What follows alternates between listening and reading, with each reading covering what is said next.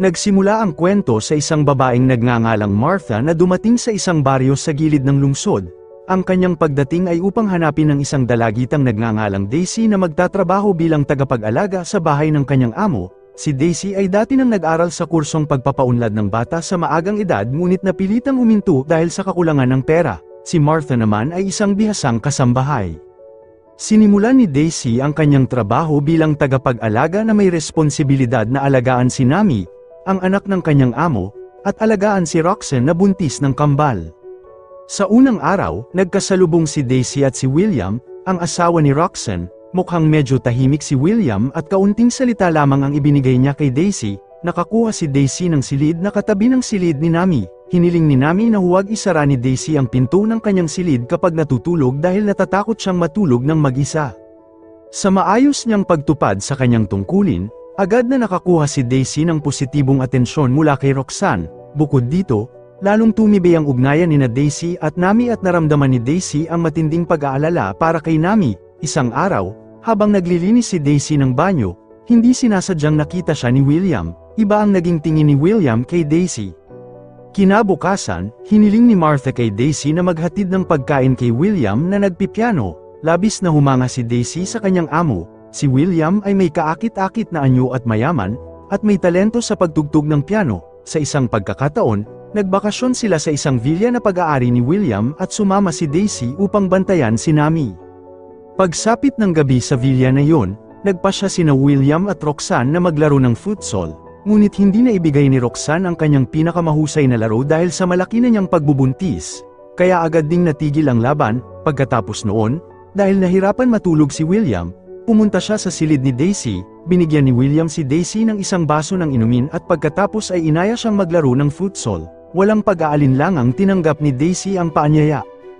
At nagsimula silang maglaro ng futsal ng puno ng sigla. Pagkatapos ng bakasyon, bumalik si Daisy sa kanyang trabaho na parang walang nangyari. Gayunpaman, may mga sandali na nagkakapalitan ng tingin sina Daisy at William sa likod ni Roxanne. Pagkatapos, isang gabi, pumunta si William sa silid ni Nami upang tiyakin na tulog na ang kanyang anak na babae nang hindi nalalaman ng iba. Palihim na pumasok si William sa silid ni Daisy at muli siyang inaya na maglaro ng futsal. Nagkaroon ng isang kapanapanabik na laban sa pagitan nila. Ngunit hindi nila namalayang nasaksihan ito ni Martha. Kinabukasan ng umaga, nagsimulang magbago ang pakikitungo ni Martha kay Daisy kahit nagpapanggap siyang walang alam. Habang lumilipas ang panahon, nagsimulang mas pagtuunan ni Daisy ng pansin ang kanyang hitsura. Sa isang pagkakataon, naghatid si Daisy ng pagkain kay William at doon ay binigyan siya ni William ng isang tseke bilang pasasalamat dahil naging kasama siya sa paglalaro ng futsal.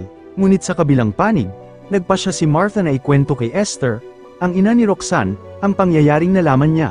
Ngunit sa halip, sinisi ni Esther si Martha dahil pumili siya ng magandang tagapag-alaga.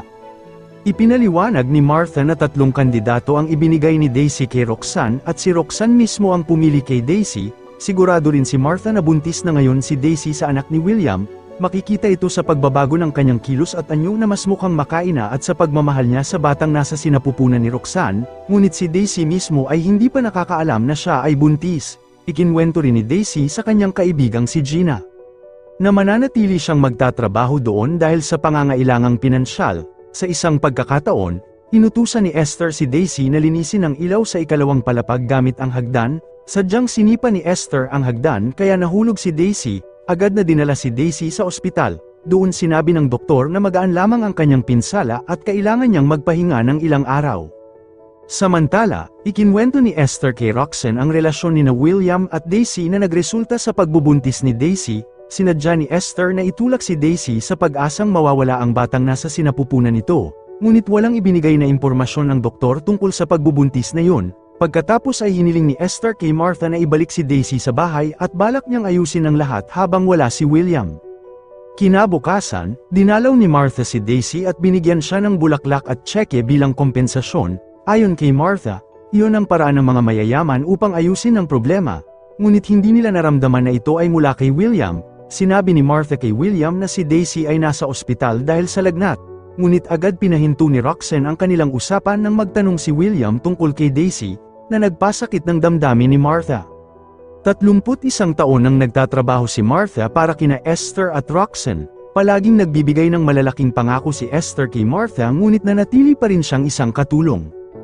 Kinabukasan ng umaga, sinabi ng doktor na si Daisy ay buntis na may 4 na linggong gulang na sanggol. Iminungkahi ni Kina na tumigil si Daisy sa pagtatrabaho ngunit tumanggi si Daisy. Sa huli ay inihatid ni Kina si Daisy pabalik sa bahay ni Roxanne at binigyan siya ng gatas para sa buntis.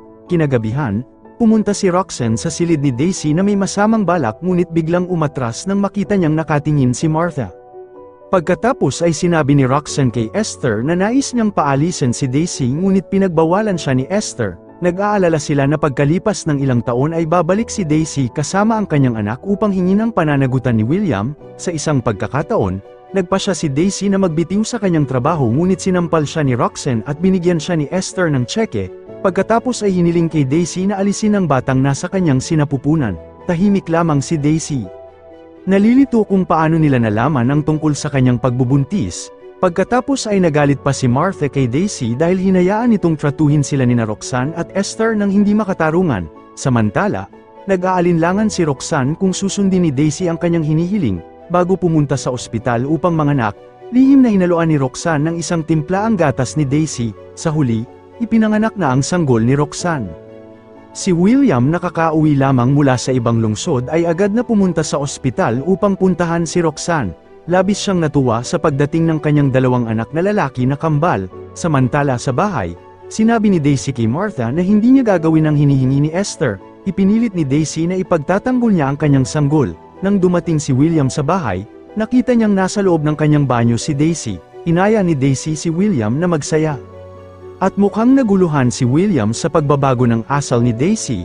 Pagkatapos ay ibinunyag ni Daisy na buntis siya sa anak ni William ngunit binigyan siya ni Esther at Roxanne ng pera upang ipalaglag ang sanggol.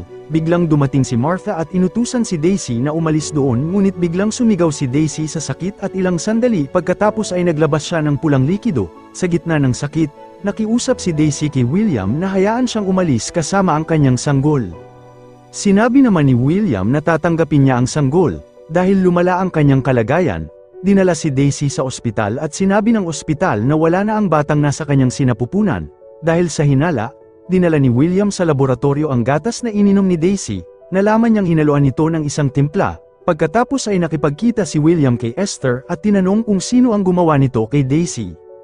Inamin ni Esther na siya ang gumawa nito. Nagalit si William kay Esther ngunit iginiit ni Esther na pera lamang ni William ang gusto ni Daisy. Sa kabilang panig, inamin ni Martha kay Daisy na matagal na niyang alam ang relasyon ni Daisy at William. Ibinunyag din ni Martha na siya ang nagsabi kay Esther tungkol sa pagbubuntis ni Daisy. Nagalit si Daisy sa ginawa ni Martha.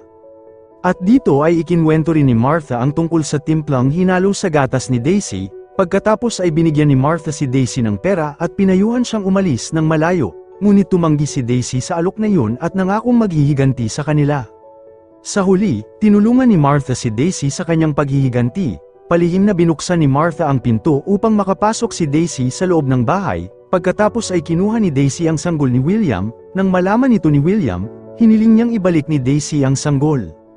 Habang nagtitipon ang pamilya ni William sa sala, hiniling ni Roxanne kay Martha na paalisin si Daisy sa bahay. Ngunit tumanggi si Martha at sinabi na si Roxanne na mismo ang gumawa nito dahil nagpasya na siyang magbitiw sa matagal na niyang trabaho. Ipinahayag niyang hindi na niya kayang magtrabaho pa kasama sila. Biglang nakita ni Nami si Daisy sa itaas na palapag. Tinanong ni Nami ang tungkol sa sanggol na nasa tiyan ni Daisy. Sinabi ni Daisy na wala na ang kanyang sanggol. Labis na nagsisi si William sa nangyari kay Daisy. Pagkatapos ay kinuha ni Daisy ang lubid na nakasabit sa ilaw at itinali ito sa kanyang leeg, at tinapos ang kanyang buhay. Sa huling bahagi ng pelikula, ipinagdiwang ni William ang kaarawan ni Nami, ngunit may kakaiba sa pagdiriwang na yun. Walang mga taong dumalo at napakaiba ng pakiramdam ng paligid. Lumalabas na pagkatapos ng pangyayaring yon, lahat sila ay nagkaroon ng psikolohikal na problema kabilang si Nami, at doon nagtatapos ang pelikula. Maraming salamat sa inyong panonood. Kung nagustuhan nyo ang movie recaps for today, huwag kalimutang mag-subscribe at i-on ang notification bell.